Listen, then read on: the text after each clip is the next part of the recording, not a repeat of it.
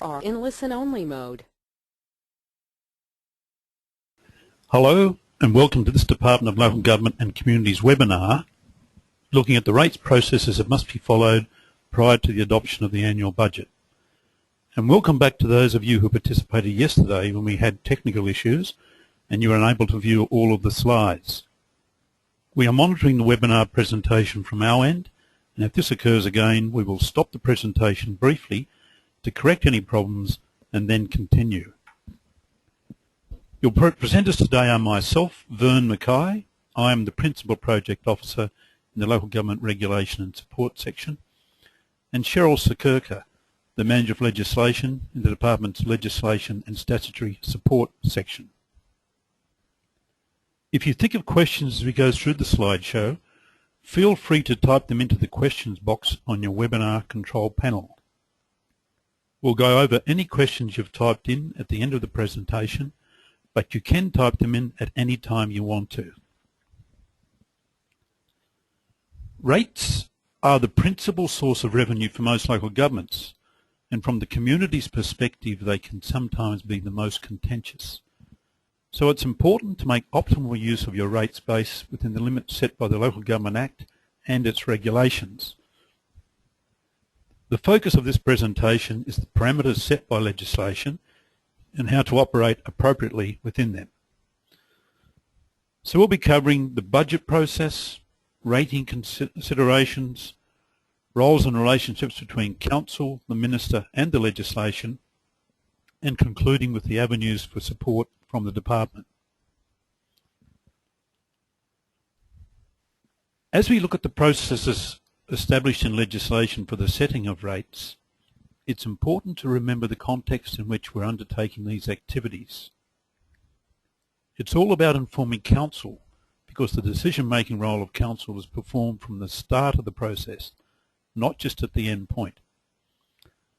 Ultimately, the operational needs of your local government originate in the Strategic Community Plan, the overall vision that Council has adopted for the future development and servicing of the community.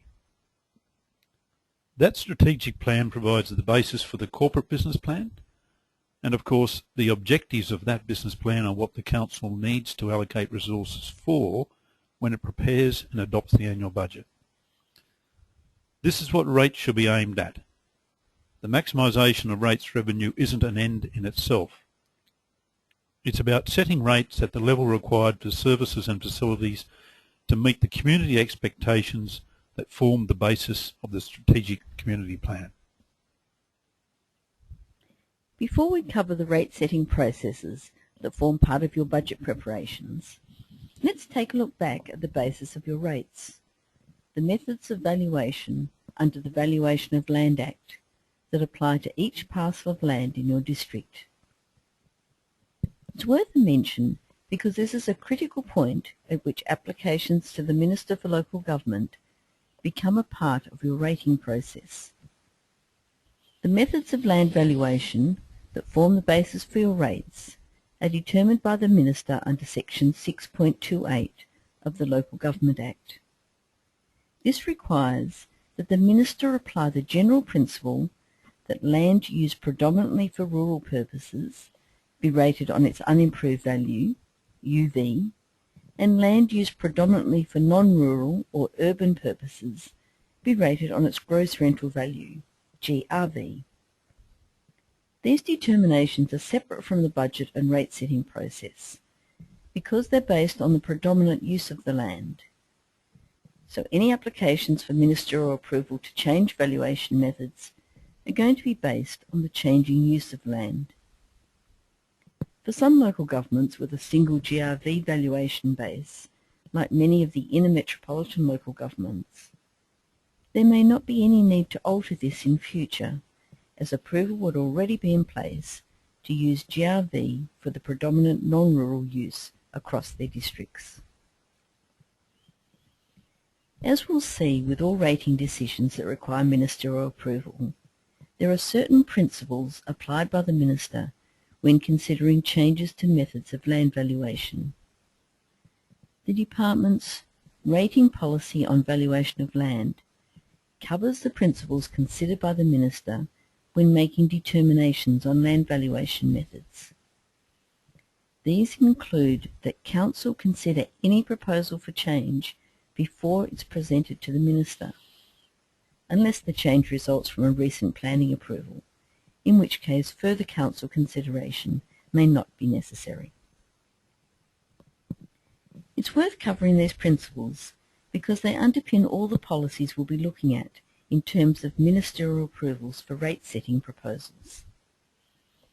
In all cases, the Minister's considerations will include the objectivity of the proposal in terms of the facts of the case and whether it complies with the relevant legislative provisions, fairness and equity in terms of the extent to which relevant landowners have been consulted and their views taken into consideration, consistency in terms of how similar land is rated both within the district and in other local governments, transparency in terms of public information and council involvement in the decision-making process, and finally administrative efficiency in terms of whether a proposal represents the best way to optimise rates revenue and will be phased in appropriately. All the policies we cover in this presentation explain these principles and provide detailed information on what should be included with an application to the Minister for each type of rating proposal. It's important that ratepayers are consulted on changes that may or will affect their rate liability.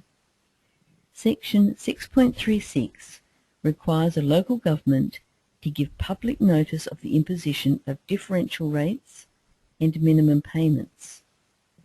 A document, Rating Policy Giving Notice, has been prepared to assist local governments in their obligations under this section. This will be dealt with later in this presentation. Some rating decisions, such as change in valuation of land, only affect a small number of ratepayers at any one time. These do not require public notice, but consultation with affected ratepayers is, however, expected. Written correspondence should be sent to each affected ratepayer, advising them what the Council is seeking to do, the reasons for the decision, the likely effect on their rates liability, and advising them that they can make a submission to the Council on this matter and the date they should do this by. The content of their submissions must be given due consideration by Council before a final decision is made on the levying of the proposed rate.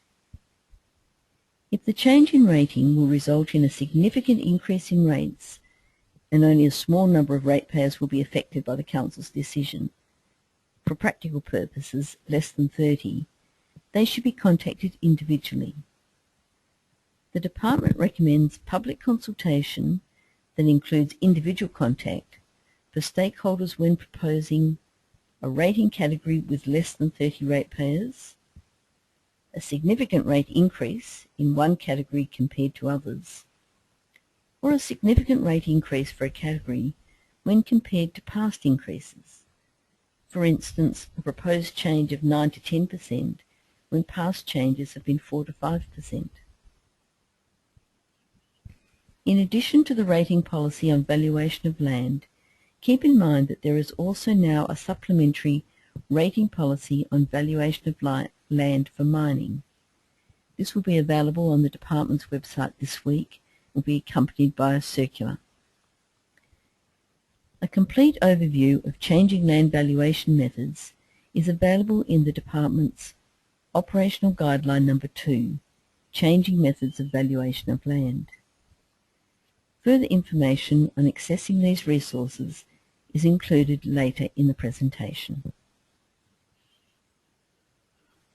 Note that there are only 3 circumstances in which rates can be imposed.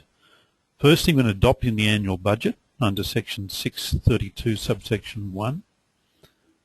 After a court or the State Administrative Tribunal has quashed a rate under Section 632 subsection 3 paragraph B, or in an emergency and only for the balance of the financial year, and that's under section 632, subsection 3, paragraph A. Rates imposed at any other time would be unlawful. The rate setting processes that do form part of your budget preparations begin when you identify any shortfalls in revenue. You'll be looking at making any decisions in terms of rates in a sufficient time frame to fit the budget adoption period from the 1st of June to the 31st of August. Note that section 6.2 subsection 2 includes that reference to linking your budget preparations back to the contents of the plan for the future. This comprises your strategic community plan and corporate business plan, as well as other plans which inform both of these. Before we look at the options for setting rates to address a budget deficiency, it's important to note that section 6.34 qualifies the extent to which general rates can be used for this purpose. When preparing the annual budget under section 6.2, subsection 2 of the Act, you must compare expenditure estimates with revenue and income from sources other than general rates to arrive at the amount of the budget deficiency. Section 6.32 of the Act then requires that Council, when adopting the annual budget, has to make up any budget deficiency through its general rates. Unless the Minister approves otherwise, the amount to be yielded by a local government's general rate is not to be more than 110% of the budget deficiency and is not to be less than 90% of the budget deficiency.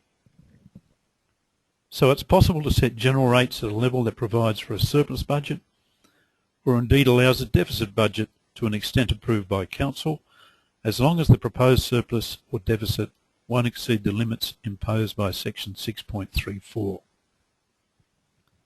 Again, it should be emphasised that the allocation of resources in the annual budget is ultimately about providing services and facilities and achieving the objectives of the strategic community plan. It's not about generating as much revenue as possible from land simply because it is possible to do so.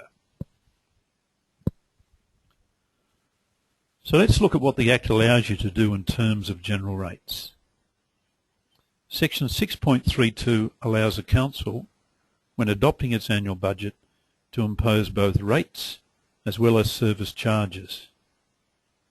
But it's the general rate that must be used to make up any budget deficiency, and under section 6.32 subsection 1, the general rate can be imposed either uniformly across the district or differentially. In all cases, Council is ultimately responsible for deciding what the appropriate rate in the dollar will be for all properties rated at unimproved value or at gross rental value, whether uniformly across the district or within differential rating categories. Where both UV and GR valuation bases are used, a single rate for UV and a single rate for GRV amounts to the imposition of a uniform rate. It's only when there are two or more GRV rates or two or more UV rates has the local government impose rates differentially. Section 6.33 subsection 1 establishes the characteristics of land on which a differential rating category can be based. Basically, differential rates can be imposed according to the purpose for which land is zoned, or according to a purpose for which the land is held or used as determined by the local government, or according to whether or not the land is vacant land, or a combination of any of these three. Just a quick note, in the very specific case where a local government's district has been established or created through a boundary change within the last 5 years, differential rates can also be imposed on land according to whether or not it's situated in a town site or the basis of its location in a particular part of the district. Currently, there are no local governments eligible to differentiate in this way. But otherwise, the three criteria in section 633 subsection 1, or a combination of these, are a basis on which differential rate categories can be imposed. One important restriction in section 633 subsection 3, however, is that a local government must not impose, unless approved by the Minister, a differential rate which is more than twice the lowest differential rate imposed by it.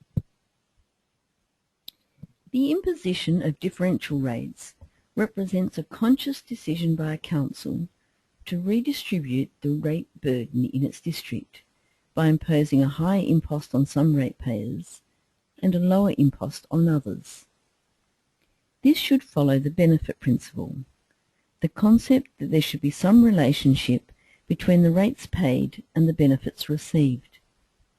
This does not mean that rates should equal benefits, but it is expected that those bearing the higher rate burden through the imposition of differential rating are receiving greater benefits from council activities.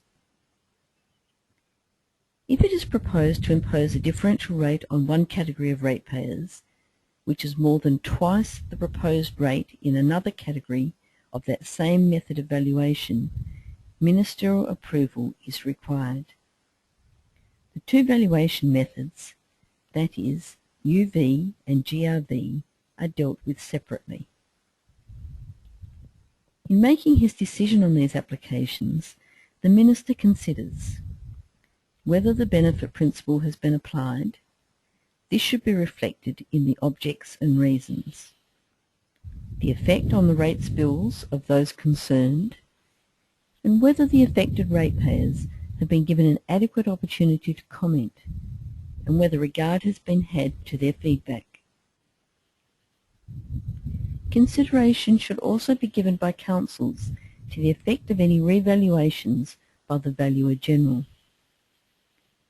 While councils have the right to grant discounts and concessions under section 6.47, it is an invalid use of this provision to use it to avoid seeking ministerial approval. Once you've considered the rate in the dollar to be charged for properties according to the valuation method and any differential rating categories, you'll need to pay close attention to the criteria in section 6.35, by which you can establish minimum payments for properties in each category. When imposed, the categories to which minimum payments are to be applied are land rated on gross rental value, land rated on unimproved value, and each category where a differential general rate is imposed. Minimum payments are not mandatory, but when imposed they must align with the established rates categories. You may have chosen simply to establish a general minimum for each of your rating categories, or you may also have opted for lesser minimums in these categories to be applied in certain parts of the district. In either case, while the Act allows you to impose a minimum payment which is greater than the general rate that would otherwise be payable on land in that category, there are regulatory limits to the application of such minimums. Generally, the limitation is that a minimum payment must not be imposed on more than 50% of properties in a given category, unless the general minimum for that category is $200 or less. So if you use GRVs and UVs as a base, the 50% limit is calculated separately for each. Similarly, if you have 4 differential rates, the limit is applied separately to each of the 4 categories. And an important limitation applies in the case of lesser minimums. You can have more than one minimum payment for each rating category. If you do opt for lesser minimums in certain parts of the district for a particular rating category, you must ensure that the general minimum, which is the higher minimum, still applies to at least 50% of the properties for which a minimum payment is being imposed within that category. That is, no more than half of the properties subject to a minimum can get a lesser minimum.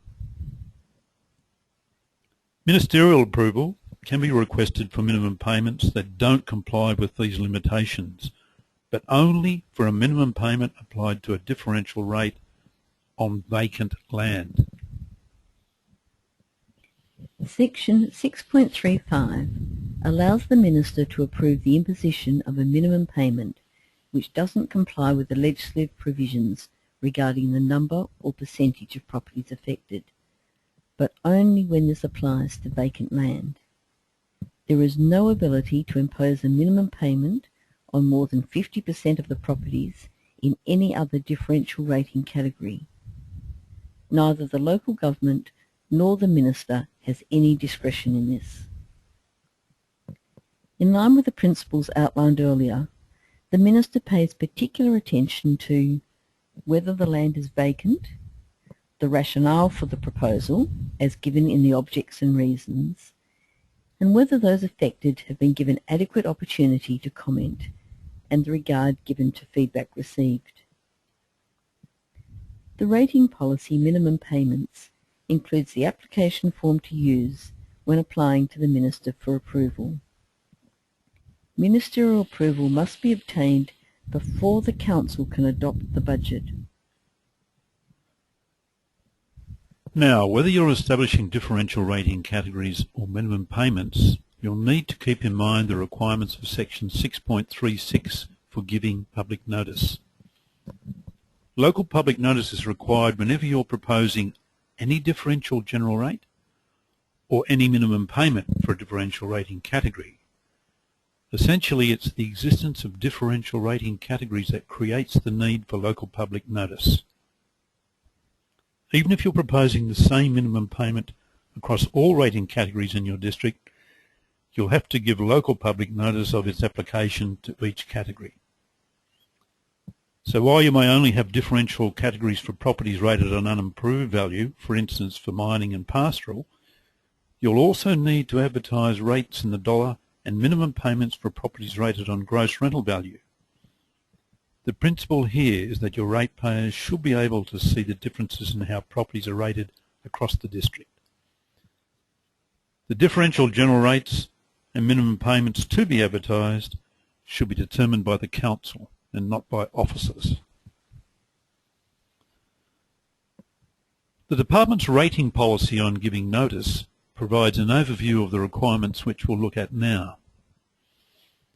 Section 1.7 of the Act establishes that to give local public notice of a matter, it has to be published in the newspaper circulating generally throughout the district on at least one occasion, displayed on a notice board at the local government's offices for not less than the prescribed period, and displayed on a notice board at every local government library in the district, again for not less than the prescribed period.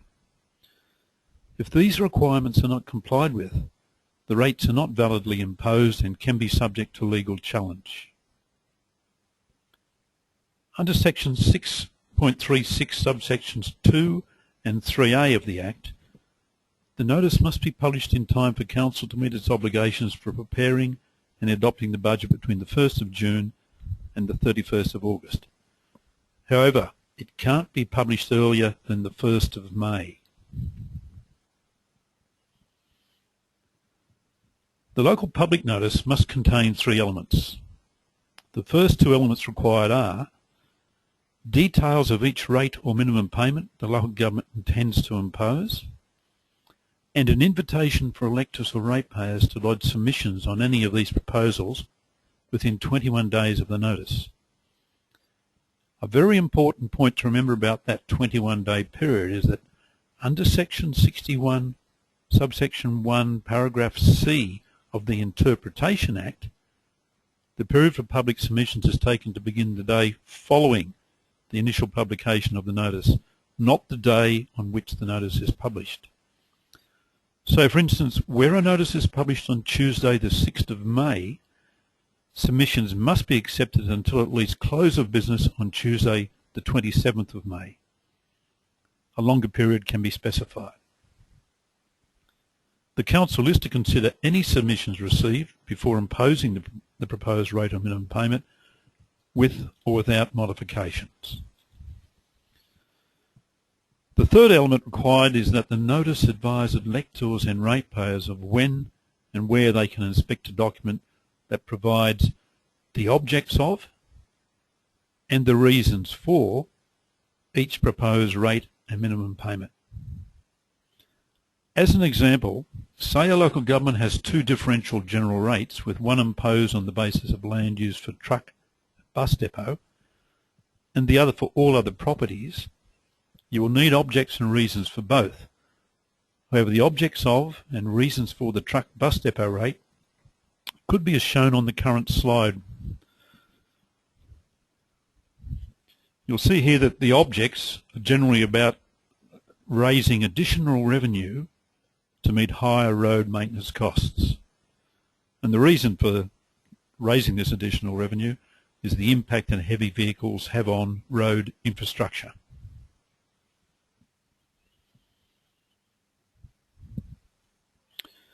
This slide is an extract from the WA Local Government Accounting Manual, and it's useful for us to refer to this to recap on some of the earlier presentation. You'll note that there are 3 GRV rate types and 3 UV rate types. However, for GRV, 2 of the rate types, those for residential and commercial industrial, have the same general rate in the dollar of 8.39 cents. The third rate type, for truck bus depot, has a higher general rate of 9.045. The local government has therefore adopted 2 GRV-based differential general rates. While there are 3 UV-based rate types of rural, mining and commercial industrial, the same rate in the dollar of 1.2043 cents applies to each of these. UV-based general rates have therefore been imposed uniformly, not differentially. Staying with UV-based general rates, in checking compliance with minimum payment limits set down in section 6.35, all properties in each of the 3 rate types are totalled, and the number of assessments on the minimum payment compared with this total, as there is only one general rate. There are 1,315 UV-based rated properties in total. That is 1231 plus 3 plus 5 plus 15 plus 59 plus 2, with 76 of these, and that's the 15 plus 59 plus 2, on minimum payments, and that is well within the 50% limit. It does not matter that 59 of 62 mining properties are on minimum payments. As there are 2 differential general rates for GRV-based general rates, minimum payments are checked for the truck bus depot assessments and separately for the other 2 rate types combined. Continuing with this example, a proposal to impose differential general rates triggers the requirement to give local public notice under section 6.36.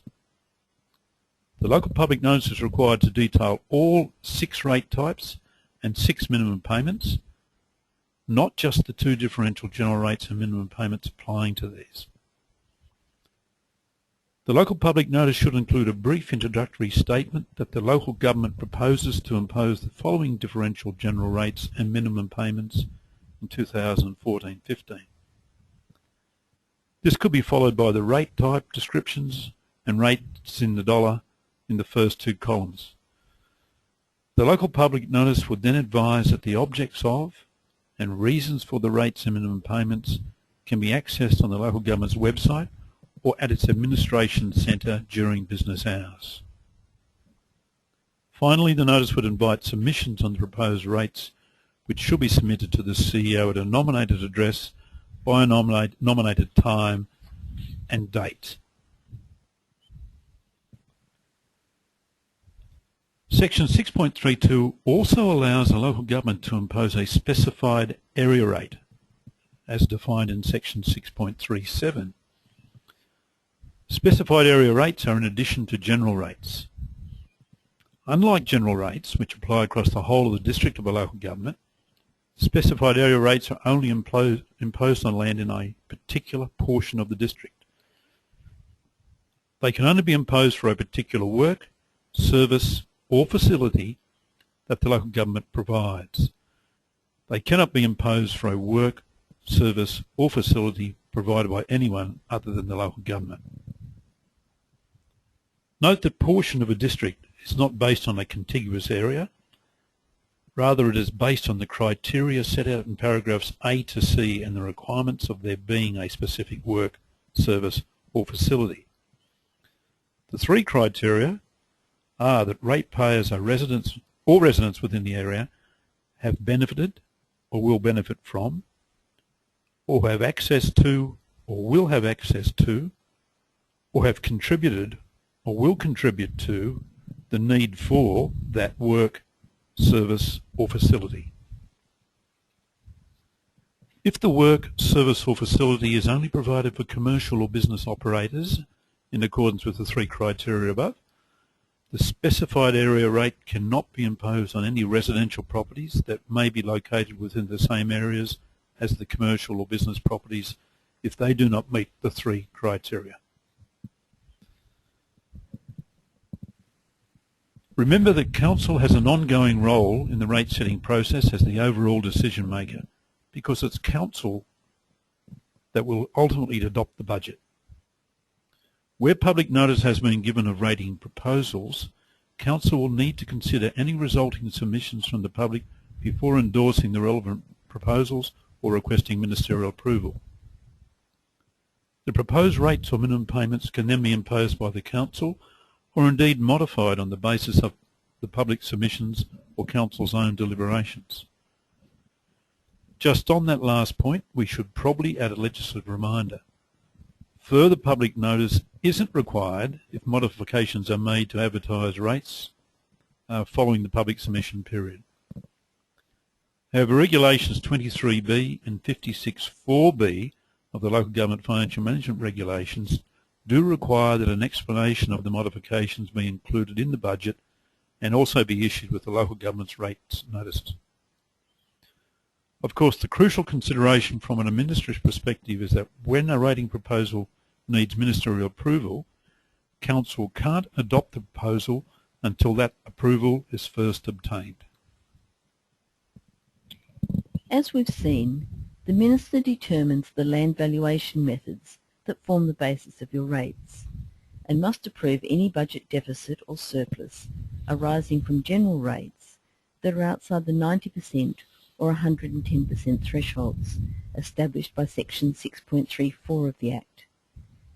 But let's just review the particular rating proposals that need ministerial approval. Section 6.33 subsection 3 requires ministerial approval for any differential general rate that is more than twice the lowest differential rate imposed by the local government. But keep in mind that for the purposes of this provision, you should look at your unimproved value categories separately from your gross rental value categories. And Section 6.35 subsection 5 requires ministerial approval for any minimum payment that will exceed $200 and apply to more than 50% of the properties in a given rating category, or will result in the general minimum payment for a rating category being applied to less than 50% of the properties for which a minimum payment is being imposed within that category. But keep in mind that for the purposes of these provisions, the Minister can only give such an approval if the differential rating category is based on vacant land. Approval cannot be given for any other minimum payment. And remember that for all rating decisions, any required ministerial approval must be requested on an annual basis and be granted before any rates are imposed. Rates cannot be imposed subject to approval of the Minister. Where you do require an approval from the Minister for a rating proposal, you can make the application directly to the Department of Local Government and Communities, as the Department will always be responsible for making an initial assessment. Keep in mind, however, that it can take 2 to 3 weeks before a ministerial approval is finalised.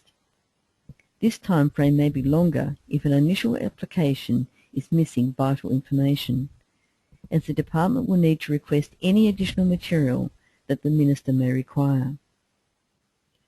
So it's vital that you make sure you pay close attention to the relevant rating policies and application forms and to the checklists contained in those documents. The Minister has a statutory role under the Act. He therefore needs to be given sufficient information to make a well-founded decision which will be based on clear principles set out in the policies. Because of the time frames involved in obtaining ministerial approvals, the Department strongly recommends that you incorporate the potential need for such approvals when planning your budget preparation and adoption timeline. It's important to note that in the last 2 years, around 30 local governments have had rating decisions referred to the State Administrative Tribunal and overturned by SAT on the basis that they imposed rates without the required ministerial approvals, or they imposed rates that simply didn't comply with the requirements of the Act, including one instance where a service charge was imposed after budget adoption. In these cases, the consequences have ranged from having to seek the required ministerial approvals to having to refund ratepayers and impose different rates that do comply with legislation. In all such cases, this also necessitates the readoption of the budget, which may have to be modified. That's why it's so important to apply the legislation correctly from the beginning, and there's a range of support available from the Department to do that. The Department of Local Government and Communities has developed application forms and checklists to ensure that applicants provide all the necessary information and better understand the requirements. Matters relating to rating, including when to obtain ministerial approval, the basis of general rates, local public notice requirements, and statutory limits, usually only occur once each year around budget adoption, making it easy to forget or overlook certain requirements. To assist officers involved in annual budget and rating processes, a number of policy publications and guidelines are available. These include Local Government Operational Guideline Number 2, Changing Methods of Valuation of Land, available on the Department's website in the Publications area, Rating Policy on Valuation of Land and Application Form, Rating Policy on Valuation of Land for Mining and Application Form, Rating Policy Differential Rates and Application Form, and Rating Policy Minimum Payments and Application Form, all of which are available on the Department's website in the local government area. And remember that you can always contact us directly on the Local Government Advisory Hotline. All calls and emails to the hotline will come straight through to us in regulation and support. You can see here contact details for the Department, the telephone number and email address of the advisory hotline, and the email address for applications for ministerial approval for rates, which can be emailed to legislation@dlgc.wa.gov.au. This concludes our presentation. We'll be keeping lines open to take questions from participants. If you have a microphone, please click the hand up icon on the webinar interface and we will take the question orally. Otherwise, just type your question in the questions box and we will answer them as they come in. This presentation will be available on the website in approximately 2 weeks. Just while we're waiting for questions, if there are any, we did have a question earlier in the week at another webinar, and the question was, when does the 21 days for the local public notice start? Bearing in mind there are 3 legs to that. One is to advertise in that newspaper circulating generally throughout the district, then on to have it on your local government's notice board and on library notice boards. The 21 days starts when all 3 of those matters have been completed. So you need to coordinate it so that all 3 occur at the same time. Otherwise, you may not have complied with the 21-day advertising period.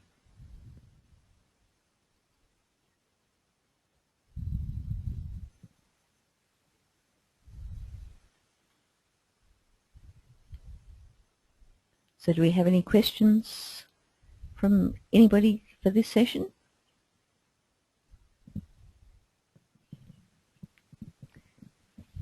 Okay, well, we thank you all very much for attending, and we hope you've gained something from the presentation. Thank you all.